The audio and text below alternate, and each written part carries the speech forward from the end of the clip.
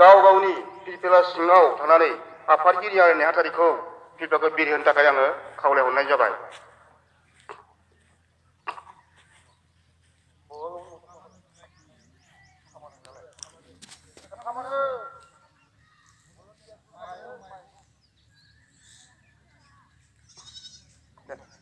साबधान बिश्राम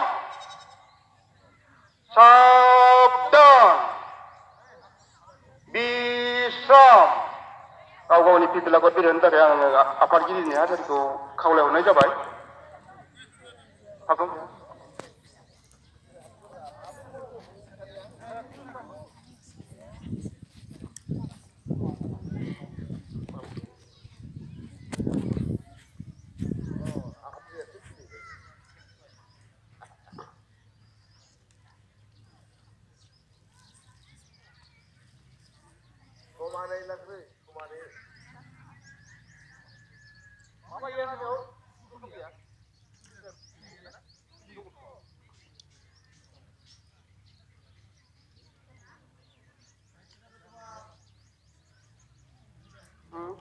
फिरफिलानि मेथाइ खननाय गैया नामा?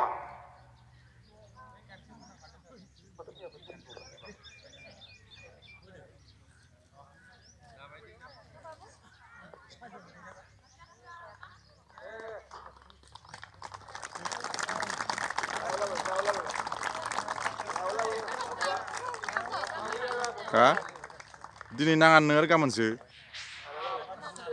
दासो निखिबो मा जाबावनो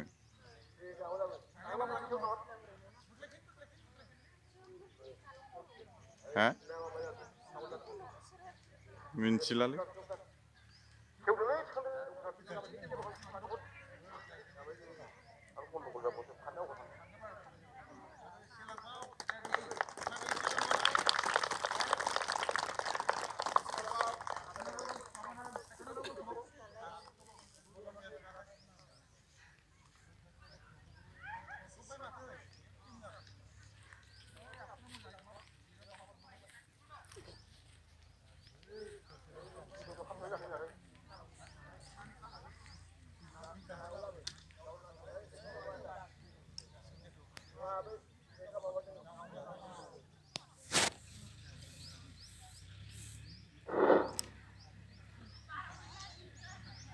फिरफिला बिरनाय हाबाफारिनि उनाव जोंहा गाव गावनि फिरफिलानि सोमोन्दै फंनैसो बुंथिनो थाखाय फारियैनो आङो बुंनो सानदों।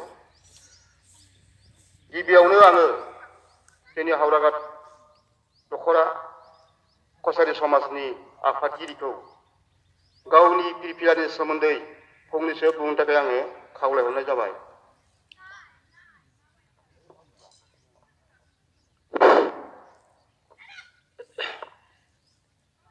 कार्बि आंलं 70 बोसोर कनफारेन्स कार्बि आंलं कसारि समाजनि 70 बोसोर जोनोम सानखौ लोब्बा लाफानानै देग्लाय जोंनि हावराघाट आनसलिक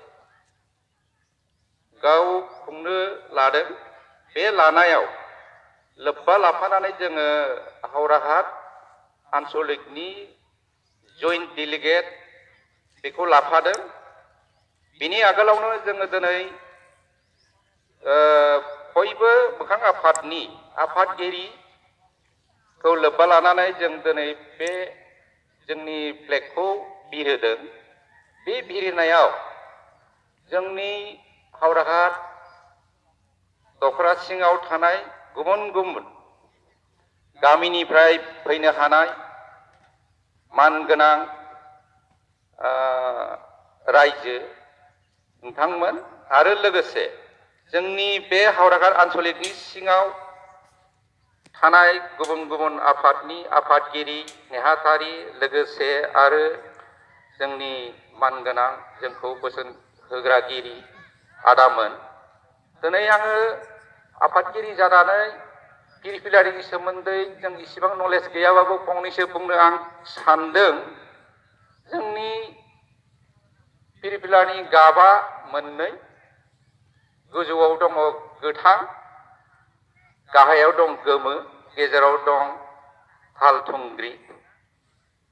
आंनि जिखिनि गियान दं, आंनि मोननाय मथे गोजौनि जिखिनि